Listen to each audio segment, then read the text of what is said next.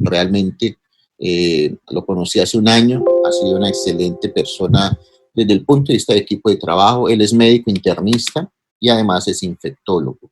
Es una persona que ha hecho un gran equipo de trabajo con nosotros en la UCI. Él es de origen holandés, vive aquí en Colombia hace ya varios años, habla muy bien el castellano, para que vean que sí se puede. Pues además de eso habla otros idiomas, ¿no? Alemán, francés, inglés, ¿ya? Y él va a dar esta exposición muy pertinente para ahora. Al final, la conferencia más o menos dura unos 45 minutos. Al final, él tiene, muy bien, listo, ya lo estoy recibiendo. Ya recibí el enlace. Ahí es donde tengo el problema. Bueno. Al final de la conferencia hay una sesión de preguntas.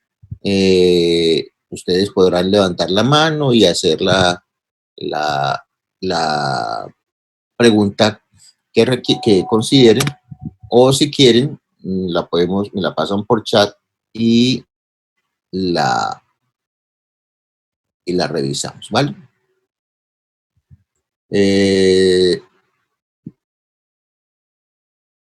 Santiago, bueno, me pide iniciar en mi usuario de Teams, pero como es el de la universidad, bueno, voy a meter el de la universidad.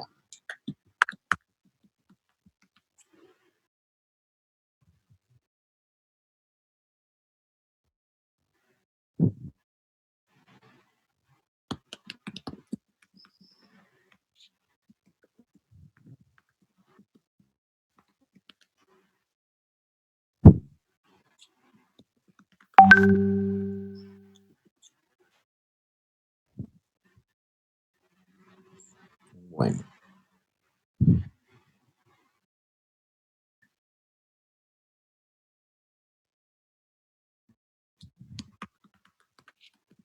Listo. Van 27. Entonces,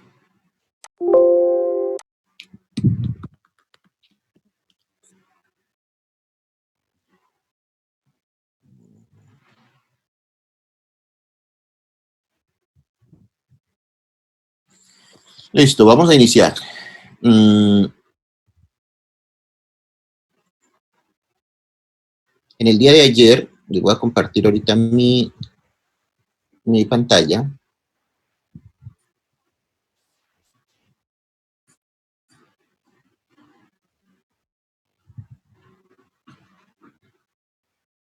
¿Aló? Sí, perfecto. Aquí les estoy compartiendo mi pantalla. ¿Ok? ¿No? Bien. Es que hay unos compañeros que están esperando para ingresar aquí. Si los puedes... Ya miro. Gracias.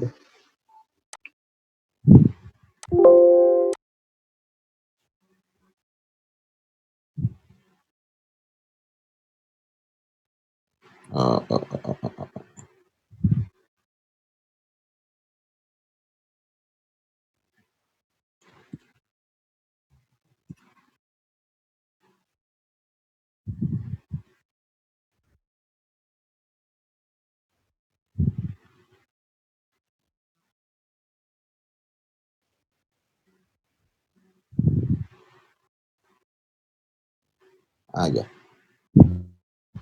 Ok. Sara y Carlos Felipe ya están aceptados, ¿vale? Vamos a ponerlos así. Listo. Listo. Muy bien. En el día de ayer, entonces les había empezado a mostrar el documento que me ha correspondido presentar para el plan de contingencia de la atención de pacientes críticos en la pandemia COVID-19, que precisamente he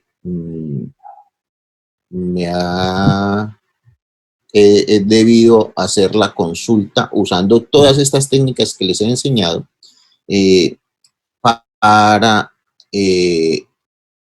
para hacer, ok, ya me están viendo, usando todas las técnicas de búsqueda bibliográfica, haciendo uso de los conceptos de medicina basada en la evidencia, a fin de poder establecer cuáles son las recomendaciones que voy a hacer, ¿ya? He mostrado estadísticas que salen de sus artículos, incluyendo los 3 que hemos revisado, ¿ya? Se han hecho prospecciones, ¿ya? Es decir, hacer una proyección de cuáles van a ser las necesidades de camas hospitalarias, de camas de UCI y ventiladores, e inclusive de qué talento humano vamos a necesitar allí. Se ha hecho una revisión extensa de lo que ha sido las recomendaciones de la Sociedad Americana de Cuidado Crítico a través de la Surviving Sepsis Campaign, aquí están las siglas, y se han hecho, citando adecuadamente, como ustedes ven aquí, estoy citando, se han hecho en mis propias palabras, ¿cierto?, de las recomendaciones que ellos están haciendo, ya, bastantes recomendaciones, incluyendo el tema de la cloroquina, ya, que eso ha merecido una gran discusión, conceptos vienen, conceptos van, declaraciones de la FDA, bueno, etcétera. Aquí están las tablas de las recomendaciones, ¿cierto? Recomendación fuerte o recomendación débil. Esto es una clasificación muy sencilla, solamente tiene 2 tipos de recomendación basados en la evidencia. También les mostré estos gráficos que he tenido que reconstruir yo, ¿cierto? Con base en esos números de esos artículos. ¿Para qué? Para poder demostrarle a de pronto otra persona experta por qué yo hago tal o cual recomendación. Por ejemplo, el PIB, ¿ya? Si yo voy a recomendar manejo de PIB, entonces tengo que mostrarles que mejora la mortalidad hospitalaria, como aquí se muestra en esta curva de Forrester. Fíjense que está a la izquierda del rate de 1. Lo mismo esta pronación, ¿cierto? Aquí demuestro con esta curva que la pronación más de 12 horas es superior ya a aquella que sea menor de 12 horas. Adicionalmente,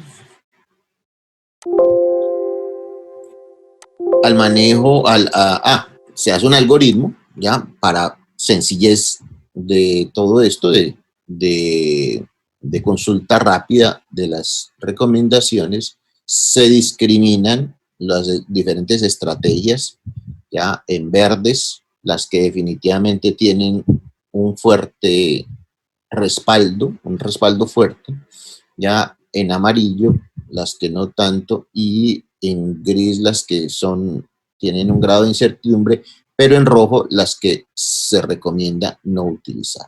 A continuación se hacen las recomendaciones de la Sociedad Colombiana de Infectología, un poco más resumidas, como les decía, es bastante larga, son como 60 y pico de recomendaciones, pero a diferencia de la campaña de sepsis, no trae como tanto el respaldo de la explicación de por qué se hace la recomendación. Estoy viendo que Sara está saliendo y entrando. ¿Qué le pasará? ¿Tendrá inestabilidad en su red? Muy bien. Aquí hay un aspecto que quería discutir ayer. Alguien hizo la pregunta, ¿cierto? ¿Quién fue? Fue Ana la que hizo la pregunta ayer sobre la cloroquina, ¿cierto? Me parece. ¿O quién hizo la pregunta de cloroquina? Aquí está la respuesta, ¿vale? Si la persona... fue Aleja. Pues yo hice una pregunta acerca del posible tratamiento. Oh, ¿Sí? sí, sí, sí, era sobre el posible tratamiento, Sí, correcto. Muy señor. bien. Entonces, Aleja, han habido algunas propuestas, ya, en principio, ya se debe declarar que no tenemos un tratamiento específico para, para este virus, ¿sí? No podemos decir que hay un tratamiento específico para este virus. Ni siquiera los mismos antivirales. Ya les voy a mostrar por qué. Ya han salido algunas ideas, algunas sugerencias que pudieran ser plausibles, pero nosotros no podemos decir desde lo técnico-científico. A mí me parece, como les he dicho en muchas oportunidades, que es que la agüita de caléndula es buena para eso. Listo, tenemos que demostrarlo. Y para eso se hacen los estudios clínicos, ¿ya? Previamente, en los años anteriores, otra vez se salió Es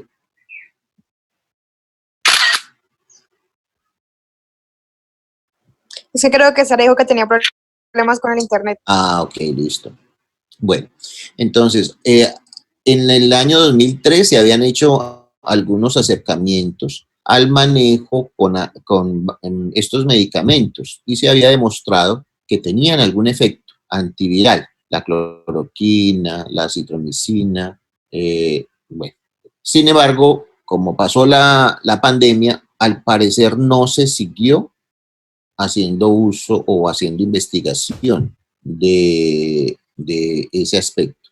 Pero ahora algunos investigadores rescatan esos efectos. Los efectos han sido probados in vitro, ¿ya? O sea, se ha documentado, sí, hay un trabajo que ha documentado in vitro el efecto de la cloroquina sobre el virus, sobre la replicación viral. Sí, yo leí un artículo acerca de que la cloroquina la usaron in vitro y que dio resultados positivos, pero era pues in vitro. Correcto. Entonces eso es plausible. Recuerden en alguna oportunidad que hablamos cómo es la secuencia para llevar un medicamento a ser usado y a ser llevado al mercado. Lo primero son los estudios in vitro, o sea, va el primer paso, va demostrándose de que sí, que parece que ese medicamento in vitro funciona. ¿Cuál es el siguiente paso? ¿Alguien recuerda?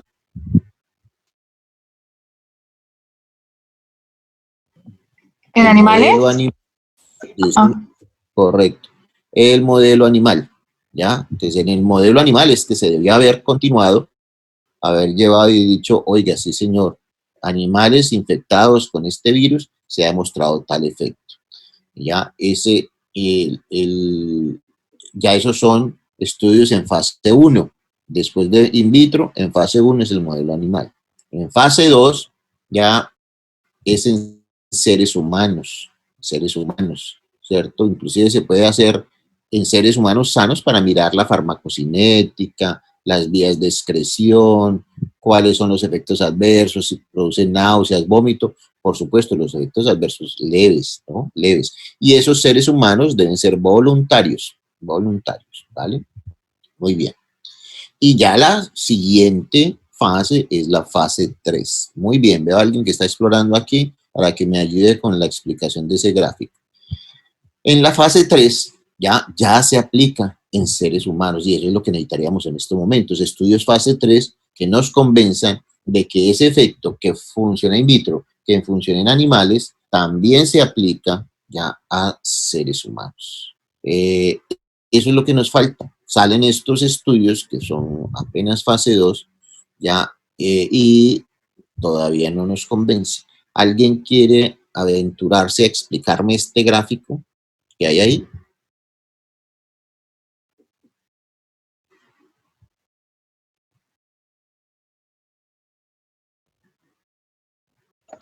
Pues dice, se supone que es la cloroquina y un medicamento de control, que es para saber si es positivo o negativo el resultado.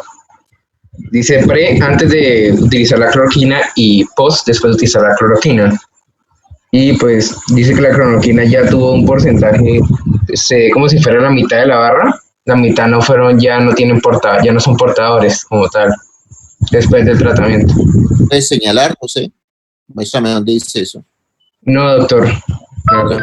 Listo. Aclaremos los definiciones y conceptos. Medicamento de control. ¿Alguien sabe qué es un medicamento de control?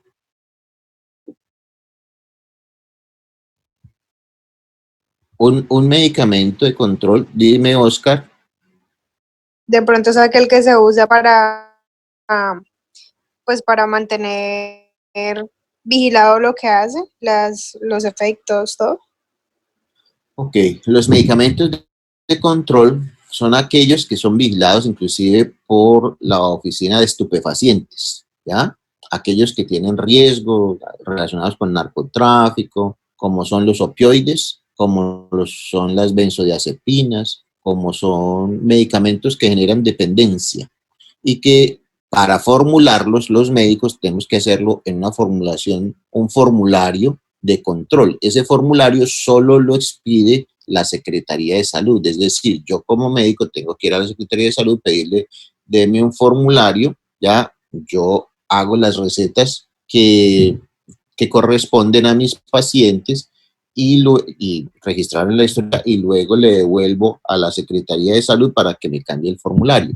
La Secretaría de Salud le hace vigilancia a esa formulación, recoge esas fórmulas en las farmacias, eso a fin de evitar el microtráfico, ¿vale? Esos son los medicamentos de control. En este caso, la cloroquina no es un medicamento de control. ¿Listo? Muy bien. Eso por un lado. Por el otro lado, entonces, este es el estudio publicado, aquí está la referencia, donde hacen una evaluación de un número de pacientes, ¿sí? 20 en un brazo y 16 en otro. Van a mirar las explicaciones aquí. De esos, ya en la fase pre, que son estas dos barras, ya en la fase pre, se les toma una muestra y se documenta que esas personas que son sintomáticas, había como un par asintomático, se documenta que son portadores del virus, ¿vale? ¿Cómo? Por PCR, por biología molecular, ¿listo? Tienen el virus en el día 0, ¿listo? Luego se les administra, se le da la dosis correspondiente, que también está en discusión cuánto es, y se les hace un seguimiento, haciéndoles PCR diario, al día 2, al día 3, al día 4, al día 5 y al día 6. Y se documenta que inclusive desde el cuarto día, que este que está aquí, cloroquina post es al cuarto día, mírenlo aquí, el cuarto día, ¿ya? Hay un descenso importante del estado de portador, ¿ya? Ahora, al día sexto, ¿ya? La mayoría de los pacientes, ya en el brazo de tratamiento, eran negativos, ¿sí? Mientras que los pacientes con el control, fíjense que aquí empiezan, el control es este brazo, o sea, los que no se les dio cloroquina o se les dio placebo, ¿ya? Estos empiezan 16 pacientes, ¿ya? Y al cuarto día, ¿ya? Todos los 16 eran portadores al principio y al cuarto día solamente 4 ya no eran portadores. Los otros 12 seguían siendo portadores. Si ustedes hacen las matemáticas, nos daría más o menos que un 65-70%. O sea, uno dice, pues en algunos se desapareció el estado de portador, pues por las defensas del organismo. Mientras que en el grupo de tratamiento cloroquina, fueron 14 pacientes que solo se les dio cloroquina, ¿ya? Y al cuarto, de esos 14 iniciales, casi el 50% ya no era portador.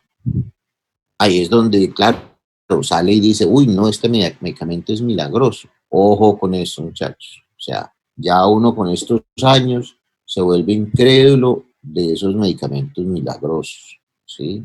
Milagrosos, vale. Entonces, ¿qué se necesita? Que con un grupo mayor de personas se demuestre si este efecto fue por el azar o no. Inclusive fíjese que cuando uno hace una evaluación de la significancia estadística, ¿ya? Y por eso está aquí el odds rate, fíjense que cruza el 1 cuando aplicamos un gráfico de Forrester, ¿ya? Si bien el odds rate fue de 3, sí, pero el intervalo de confianza va entre 0,64 hasta 14, muy amplio el intervalo de confianza. Y la P es de 0,15. ¿Qué significa eso? Que el efecto no fue significativo, muchachos, ¿ya? Entonces, fíjense por qué soy tan escéptico. Yo con estos datos y con estos resultados no puedo decir, a pesar de una caída del 50%, no fue significativo. Probablemente porque tengo que agregar más muestra que me demuestre que esto no ocurrió simplemente por el azar, muy de buenas, se volvieron negativos, ¿ya? Pero no por efectos del medicamento.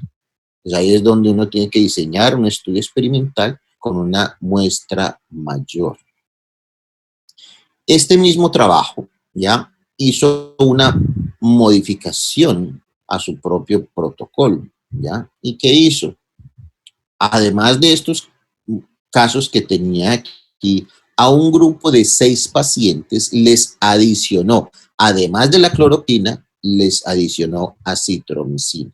Y el efecto fue aún mayor, ¿ya? Fue aún más significativo. Y aquí, al parecer, sí hubo significancia, ¿cierto? Porque logró, ¿ya?, un efecto que ya no cruza el 1, pero fíjese que el intervalo de confianza sigue siendo muy grande a pesar de que la P es significativa. ¿Qué recomendaría yo? Listo. De aquí, ¿qué deben hacer? Una hipótesis. La hipótesis es que probablemente la cloroquina tenga un efecto sobre el estado de portador. Y para demostrar esa hipótesis construyó un experimento. Ojo, ¿cuál fue el desenlace que ellos estudiaron aquí? El estado de portador. Mire, en ningún sitio dice, ya, el estudio, el experimento, ya, porque no lo estudiaron. ¿Cuál fue el efecto sobre la gravedad de la enfermedad, sobre la mortalidad, sobre la estancia hospitalaria o la estancia en UCI? No hay datos de eso. Es posible que lo sea, ¿ya?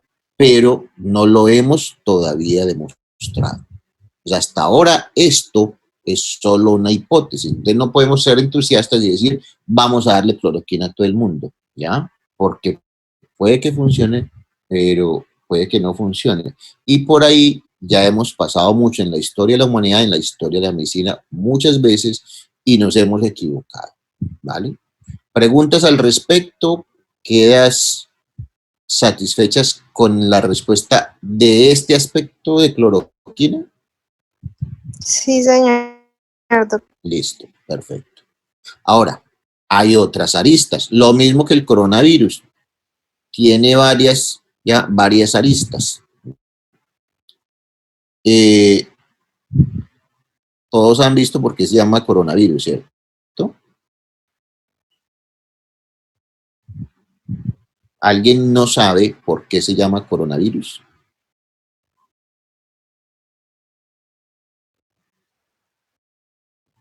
Permítanme, les muestro. Acá, en eso hay que ser muy... voy a mostrar aquí una presentación que estoy haciendo para otra cosa. Oh, no, no es ahí. Bueno.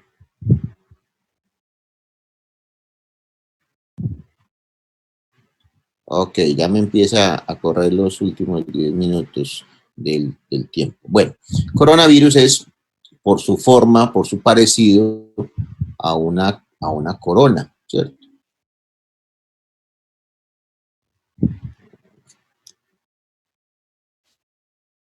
Ok, no lo veo aquí. Entonces, tiene un peinadito así como todo, ya con espicas. Después de ahí coronavirus. Esa es los puntos, los blancos sobre los cuales se está trabajando. Esos son puras proteínas, entre ellos la proteína S y la proteína L, que es lo que genera el marcador inmunológico para detectar. Muy bien. Les comentaba ayer que con base en esos datos estadísticos de los trabajos es que había hecho yo esta prospección de cuántas camas pediátricas hay en el país y en el Meta y cuántas camas ya se iban a necesitar, mostrando y comparando que en el departamento del Meta inclusive tenemos menos camas, menos proporción de cama por población que en el resto del país. Por ejemplo, en Colombia hay 20 camas de pediatría por 100.000 habitantes. En Colombia tenemos 17.8. ¿ya? Y de UCI adultos, ya Colombia tiene 18, nosotros tenemos 6.7. Entonces, fíjese cuánto déficit de cama tenemos. Y eso que no es que Colombia esté en los mejores datos. Esto ya se los había mostrado. Ya lo que quería mostrarles a usted, aquí está. Entonces, con base en esos datos, dime, con base en esos datos es que se hace esta propuesta como modelo de atención, ¿ya? Y es, vamos a estar escasos de pacientes, no, ¿qué necesitamos? Repartirnos, ¿ya? Hacer un modelo piramidal para que un especialista, experto en el paciente, los manejos, del manejo de los pacientes críticos, que lo llamo aquí intensivista, pueda estar acompañando de otros médicos no intensivistas. Pueden ser médicos generales o médicos de otras especialidades a los cuales les enseñemos los protocolos de manejo, incluyendo la ventilación mecánica, que estén a su vez a cargo de terapeutas respiratorias y que ellas, acompañadas por enfermeras profesionales, ya, que no necesariamente hayan estado trabajando en la UCI, y de auxiliares, ya, que no necesariamente han tenido que estar trabajando en UCI, puedan atender una proporción de pacientes COVID. Fíjese que nosotros tenemos en la UCI en estos momentos como estándar que debe haber por cada 2 pacientes un auxiliar. Aquí nos toca relajarnos y tener para 4 pacientes 3 auxiliares, es decir, una proporción alrededor de 1,5. Entonces, este es el modelo que se propone, se salió Diego. Este es el modelo que se propone para poder darle cobertura a tanta población. Entonces, un especialista, un experto de manejo de pacientes críticos tendría 3 por 4, 12 a 15, la posibilidad de manejar de 12 a 15 pacientes críticos cada especialista, ¿vale? Con la asistencia de su equipo de trabajo. Entonces, aquí se establecen unas fases y qué hacer en cada una de esas fases de la pandemia. Ya, para nosotros, aquí en el departamento, la fase de diagnóstico, donde esto ya se hizo, se evaluó cuál fue la capacidad instalada, una fase de fortalecimiento y es la adquisición de ventiladores, equipos, dispositivos. En estos momentos estamos en eso. Una fase de capacitación, donde estamos capacitando a todo el personal que no conoce el tema de ventilación, de intubación, de toma de muestras de gases sanguíneos, ya estamos haciendo esa capacitación. Para cuando llegue el momento, hacer la implementación, ejecución de este plan, supervisión y retroalimentación. Y por supuesto viene la fase de investigación, es decir, ya estar registrando datos para después hacer un análisis y mirar cómo nos fue, cómo lo hicimos, ya en ese sentido. Pero luego, al final, vendrá una fase de restauración. ¿Cómo vamos a regresar nuevamente al estado usual, al estado normal, después de que haya pasado esto? Y una cosa muy importante es darle a conocer al talento humano en salud que no es experto en UCI, cuáles son los equipos con que contamos en cada institución, ¿ya? Para que eso digan, oiga, ¿y ese aparato que hay ahí qué es? No, eso es un ventilador. Les estamos enseñando desde cómo se prende, desde cómo se conecta y cómo se parametrizan ya los ventiladores en los modos estándar, ¿cierto? Para eso estamos haciendo precisamente un curso que les estamos brindando a ellos de capacitación. Entonces, esta es la situación ya que se vislumbra y como ustedes ven, se me olvidó al final, todo documentado, ¿ya?